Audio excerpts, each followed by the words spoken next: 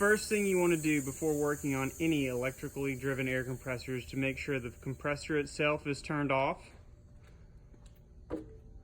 the power to the compressor is turned off, and if possible, that the air compressor is unplugged from the power service. Once you feel you're sure that you've turned off the power to the compressor and disconnected any additional power sources that might operate the air compressor, you want to use your multimeter or an amp probe to check to make sure that you are sure that there is no power being delivered to the air compressor. Use your multimeter to make sure that you don't have any operational power going to the compressor systems. Once you have verified this, you can move on to the next step of draining the tank or system pressure to make sure that the compressor is safe to operate. Once you verify that the air compressor is turned off and all electrical power has been disconnected from the air compressor, you want to make sure that you drain the system pressure from the tank of the compressor where you're working with. Make sure that this pressure has been drained down to zero. You can check by checking your tank pressure gauge to make sure that it reads zero. You can also check by pulling the tank safety valve to also make sure that there is no pressure left in the tank. The tank safety valve is typically located somewhere near the gauge. Once you've checked all these things, your compressor is now safe to work on. Now we are going to show you how to change the valves in any of our CA1 or CA2 series compressor pumps. This job is made easier by the valve tool that fits all CA1 and CA2 series compressor pumps. This valve tool mounts on any 1/2-inch drive socket set.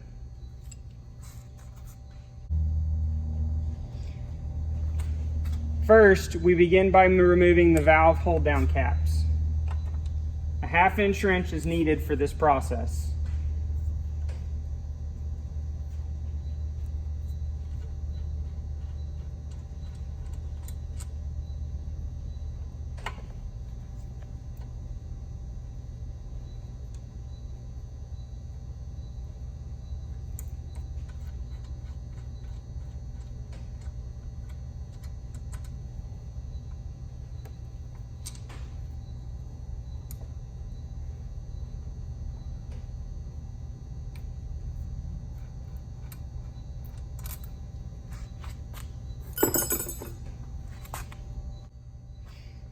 Once we have the valve hold-down cap screws removed, we're next going to loosen and remove the crankcase vent.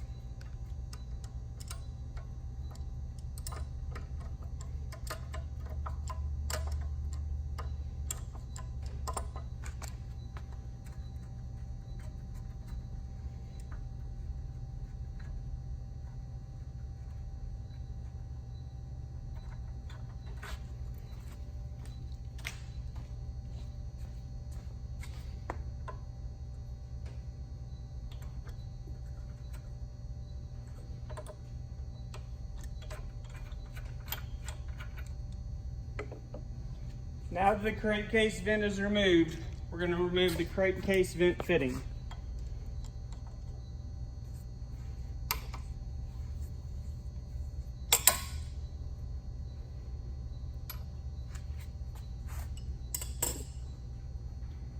With the crankcase vent fitting removed, we're going to use our gasket scraper and a mallet to dislodge the valve cover caps. With these caps removed, you can now see the valve hold downs on all of the valves. If you have any gasket material left over, use a valve gasket scraper to remove any excess material.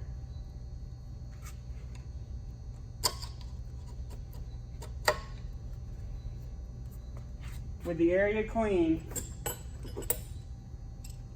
use your 1/2-inch wrench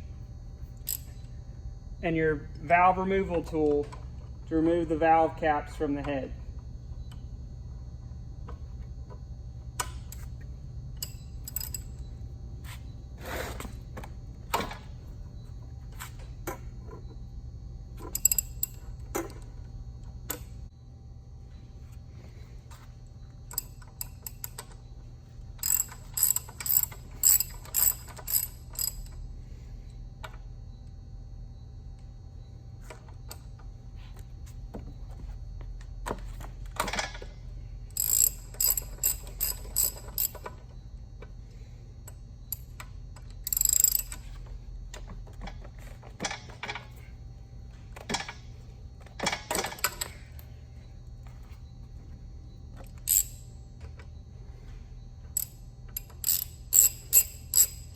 We can now remove all the valve caps that are holding in the compressor valves.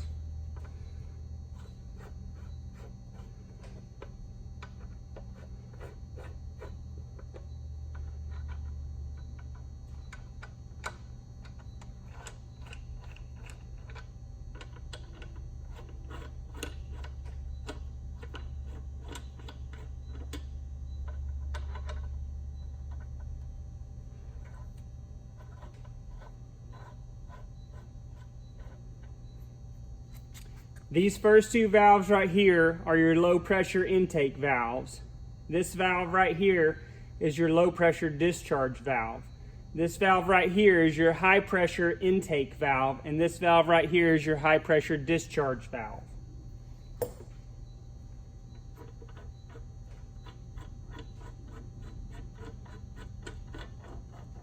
Once you remove the valve hold down, we can remove the valve retainer. Once the valve retainer has been moved, the valve can simply be picked up out of the head of the compressor pump. There's a copper valve seat gasket that, if needed, can be replaced as well.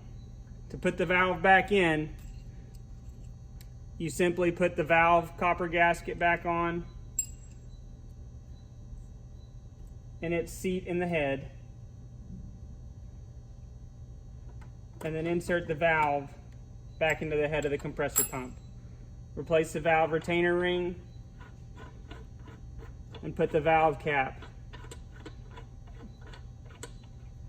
back in. This step is repeated 5 times for all the valves. It is not recommended to remove all 5 valve caps at once, as the valves are different and do look different. Please make sure to only do 1 valve at a time as you're going.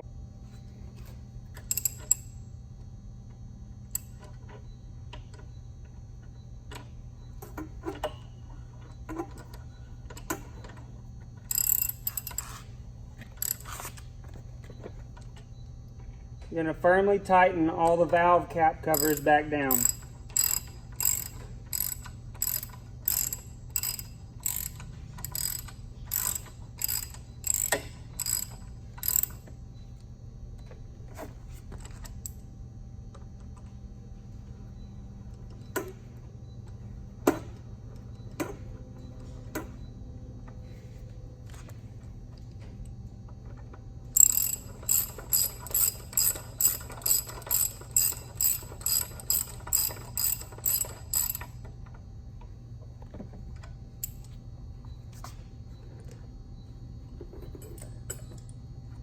You replace.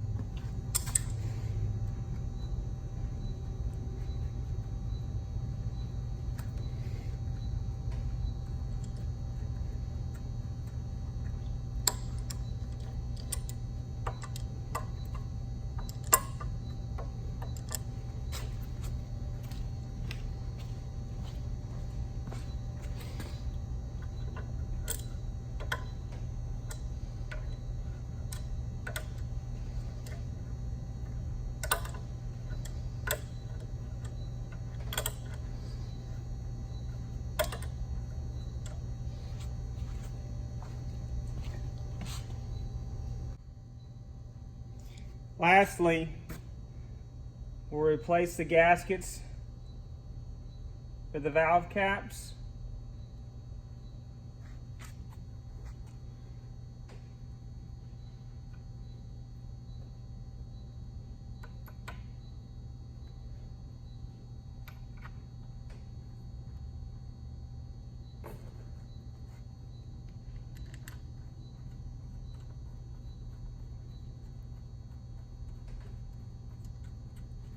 Tighten them back all down, and you have completed a valve job on one of our CA1 or CA2 series pumps. On the CA2 series pumps, this pump has this same head again on the other side for the other 2 cylinders. You will just repeat the same process to change the valves on that pump.